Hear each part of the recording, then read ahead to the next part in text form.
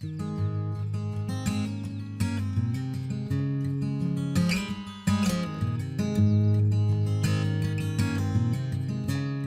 you ever thought about living anywhere else? After Dale died, I just never did go nowhere else. This has been my home for so long. From the time he was a kid riding tricycles or bicycles, he wanted to be in front everywhere. It didn't matter what he was driving. So he was always like that. And this is my favorite, one of my favorites. That was made at the things they have at the end of the year, what you call them? One of the banquets? Banquets, yeah. That was made. I like that chip picture.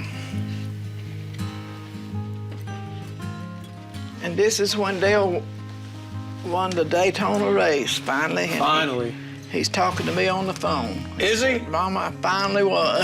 Is that right? Yeah. He called me on the phone. The coolest thing about that when he won was coming down pit road, how many of the crew members lined up because they knew how much it meant to him. Yeah. I remember I was at home when Dale won the Daytona 500, and I called you. And when you answered the phone, all I heard was a bunch of screaming. There must have been a bunch of Earnhardts up here watching the Daytona 500. Yeah, I can't remember who all was here, but we was excited. Yeah, that was a happy day for us. He finally won. Were you surprised at how successful Dale became? Not really. Because as bad as he wanted to drive, I mean, that's all he really thought about was driving a race car. Dale told me one time, he said, when I get introduced, as long as there's noise, that's a good thing. That's it. Whether it's good or bad, as long as it's making noise. When I drove in this morning, it had been a while since I'd been up here in Kannapolis, and it kind of hit me. You know, it says Dale Earnhardt Boulevard, there's that beautiful tribute park. Does it make you sad, or does it make you happy for the memories that you had to be reminded of it?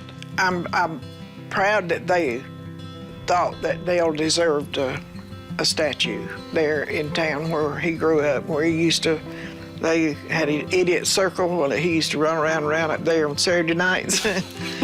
But people, you know, have left flowers and things like that, and I'll go by and check on it about every week.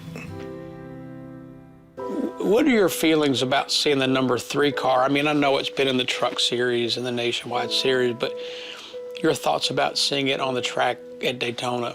I have mixed feelings because I was told that I would never see another 3 on the racetrack after Dale died. And I can understand it to a point that I know it was Richard's number when he drove, and this is his grandson, and I understand that.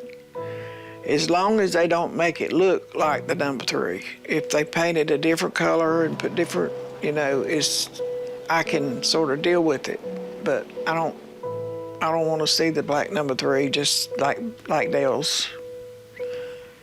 But that's not my decision.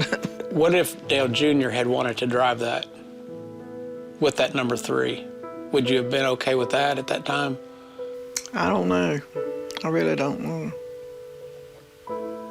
Might have not been as hard as it would have been to see him in it as it was to see, you know, somebody else.